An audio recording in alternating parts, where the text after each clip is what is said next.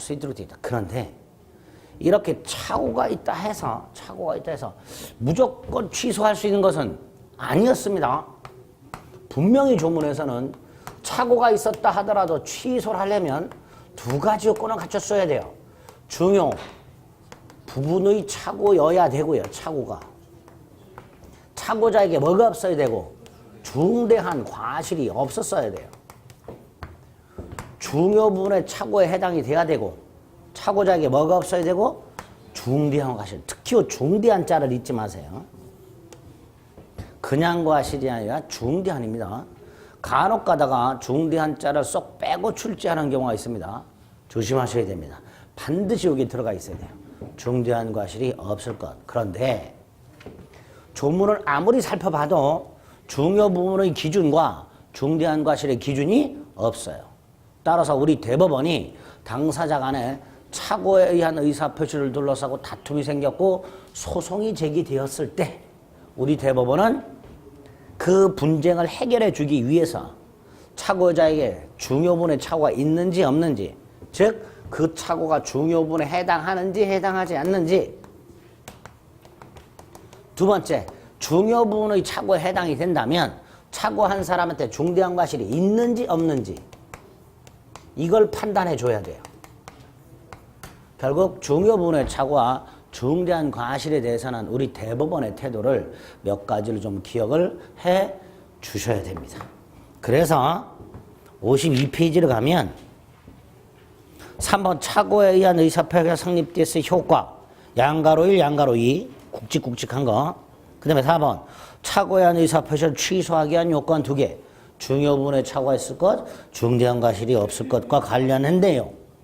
그 중에 밑에서 두 번째 쪽 보면 중요 부분의 기준이 있어요. 우리 대법원 기준입니다. 동그라미 기억과 동그라미 니은이 있어요. 동그라미 기억 한번 읽어봐도 되고 안 읽어봐도 됩니다. 중요한 게 니은입니다. 우리 대법원에 의하면 중요 부분에 착오가 있으려면 착오에 해당이 되려면 착오 때문에 그 의사 표시한 사람에게 경제적 손실이 있어야 한다 이렇게 말을 합니다. 즉 경제적 불이익 여부가 중요 부분 판단에 대단히 중요한 기준이 됩니다. 착오한 사람에게 경제적 불이익이 없다면 이건 중요 부분의 착오가 아니다라고 말을 합니다. 그래서 그 기준에 따라서 밑에 판례가 쫙 나와 있어요. 이거 지금 했다간 머리 지진납니다. 지금 읽으면 안 되고 우리는 단순한 것만 생각을 좀 해봅니다. 한 장을 넘기면 모아놨어요. 동그라미 3번에 중요 부분에 관한 구체적 판례라고 해서 기억 중요 부분에 해당하는 경우와 니은 중요 부분에 해당하지 않는 경우 이렇게 둘을 나눠놨습니다. 자, 그 중에 다 필요 없고요. 중요 부분에 해당하지 않는 경우에 가면 C가 있어요. C 찾으셨어요? 거기에 보면 가나다라마바사까지 있는데 성대간 아저씨죠? 가나다라마바사. 네. 가나다라마까지 5개를 체크합니다. 5개를. 5개를 체크하고 외웁니다. 그 중에 라하고만은 나중에 봅니다. 가나다를 오늘 외웁니다. 가나다. 먼저 가에 보면 시가착오라고 되어 있습니다. 나는 시가가 10,000원짜리라고 착각을 하고 50% 세일 5,000원에 샀어요. 아주 기분이 좋았어. 근데 인터넷으로 시가를 확인해 봤더니 3,000원밖에 안 돼. 그럼 나는 시가 3,000원짜리를 10,000원이라 착각하고 5,000원 주고 샀으니까 2,000원의 경제적 손실이 분명히 있어요. 그렇죠? 그러면 중요분의 착오에 해당? 돼야 돼. 근데 아니래. 분명히 우리 대법원은 착오자에게 착오로 인하여 경제적 손실이 있어야 되는데 그래야 중요 부분인데 지금 이런 경우에는 분명히 경제적 손실이 있음에도 불구하고 중요 부분의 착오가 아니라고 합니다. 그래서 잘 나와요. 시가착오 왜 아닌가요는 묻지 마세요. 제가 왜는 묻지 마시라 했어요. 왜는. 아니다. 이걸 머릿속에 넣자 그랬어요.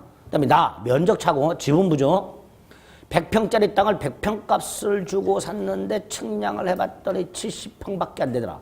나는 100평 값을 줬는데 그럼 30평 값만큼을 더 줬지요. 그럼 경제적 손실이 분명히 있지요. 그런데 중요분의 착오가 아니랍니다. 우리 대법원이.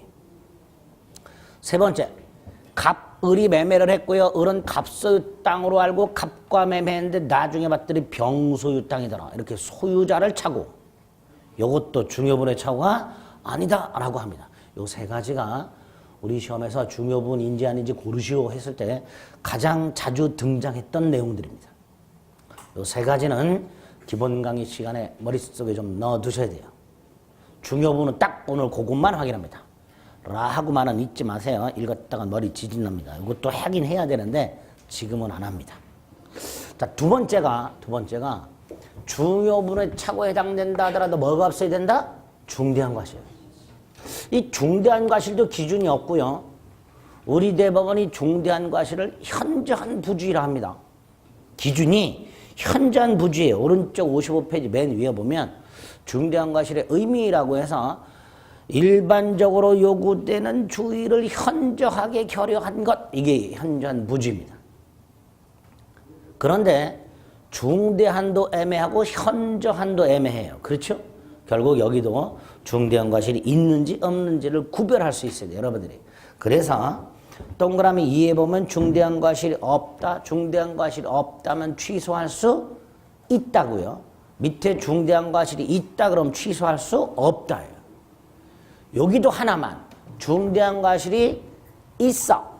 그래서 취소할 수 없어. 요거 두 개를 기억합니다. 오늘 밑에 박스 안에 보면 판례가 3개가 있어요. 그중에 1번과 3번을 머릿속에 오늘 넣습니다. 안 한 거를 X표 하지 마세요. 이거 또 할 거예요. 3월 달에도 하고 5월 달에도 할 거예요. 근데 안 하고 넘어갔더니 막 X표 하시는 분들이 있어. 제가 안 하고 넘어간 걸 막 이렇게 X표 하시는 분. 연필로 해놓으면 그나마 나중에 지울 수가 있지. 막 볼펜으로 막 이렇게 하시고. 제가 X표 하세요라고 한 거를 제외하고는 함부로 X표 하지 마세요. 일단은 건너뛰는 겁니다. 다음에 볼 거고요. 1번, 3번만 봅니다. 1번이 이거예요. 공장부지. 이 공장을 짓고자 땅을 사는 자가 공장을 지을 때 공장을 짓겠다는 걸 표시를 했어요. 표시했으니까 착오가 됐어요. 중요분에도 해당이 됐어요. 그런데 공장을 지을 수 있는지를 관할관청에 알아보지를 않았습니다. 따라서 중대한 과실이 있다. 취소할 수 없다. 이렇게 판결한 바가 있습니다. 3번은 부동산을 거래할 때 보통 공인중개사와 같은 전문기관을 통해서 거래하게 되면 각종 부동산에 관한 사항들을 확인 설명을 받아요. 예를 들어 내가 임야를 사요. 그러면 공인중개사는 임야도를 떼어서 보여줘요. 임야도를 떼서 보여줘야 돼요, 여러분들이 나중에. 근데 공인중개사를 통하지 않고 내가 임야를 개인적으로 산다. 임야 소유자하고 다이렉트로. 그럼 임야도를 누가 떼봐야 돼요? 살 사람이 떼봐야 되죠. 근데 그걸 제대로 떼보지 않아갖고 내가 사고자 하는 임야가 아닌 엉뚱한 임야를 샀어요. 확인 제대로 안 했죠. 뭐가 있다? 중대한 과실이 있다. 그래서 1번하고 3번은 중대한 과실이 있어서 취소를 못한 사건입니다. 머릿속에 기억하셔야 돼요. 됐죠? 이렇게 중요 부분의 착오와 중대한 과실에 대해서는 각각 중요 부분의 착오에 해당되지 않는 것 잘 나오는 판례 3개와 중대한 과실이 있는 것 2개 딱 머릿속에 넣고 넘어갑니다. 그리고 넘겨봤더니 이제 찌질이들이 몇 개가 나와 있어요. 여기까지가 기본이에요. 여기까지가. 착오라는 건 이런 거다. 효과는 이렇다. 그런데 취소할 때 취소 요건은 이런 거다. 그래서 이런 요건을 갖춰서 취소를 하면 이런 효과가 생긴다. 여기까지가 착오의 기본입니다. 네. 그 다음 이제 몇 가지를 추가해야 되는데 2가지만 더 추가합니다. 하나가 6번에 있는 거예요. 착오를 이유로 취소한 자의 상대방에 대한 배상 책임이라고 되어 있는 겁니다. 갑이 을하고 토지를 매매했어요. 갑소유 땅을 을한테 팔았습니다. 그리고 을은 이 땅에다가 주택을 짓기 위해서 설계를 끝냈고요. 현재 막 기초공사를 하고 있습니다. 그런데 갑이 착오를 이유로 취소를 합니다. 착오를 이유로 취소하면 계약은 무효가 되고요. 따라서 을은 땅을 돌려줘야 되고요. 갑은 대금을 돌려줘야 됩니다. 그걸로 끝입니다. 요게 문제예요. 을해가 발생한 손해. 을은 설계비 지급했을 것이고 기초공사비를 지급했을 거예요. 근데 이거를 갑으로부터 돌려받을 수 있나? 못 돌려받아요. 갑으로부터 돌려받는 건 대금만 돌려받습니다. 그럼 결국 갑이 일방적으로 계약을 취소함으로써 을에게는 손해가 남지요? 남았지요? 자, 이거를 갑이 배상해야 되느냐의 문제가 있어요. 배상해야 될까요? 안 해도 될까요? 상식적으로는 배상해야 될 것 같지만요. 민법상 손해배상 책임이 발생하려면 반드시 법에 근거가 있어야 돼요. 근거 없이 손해배상하라 그러면 안 한단 말이죠. 내가 왜 법에도 없는데 이렇게 얘기하게 됩니다. 그럼 이 손해배상의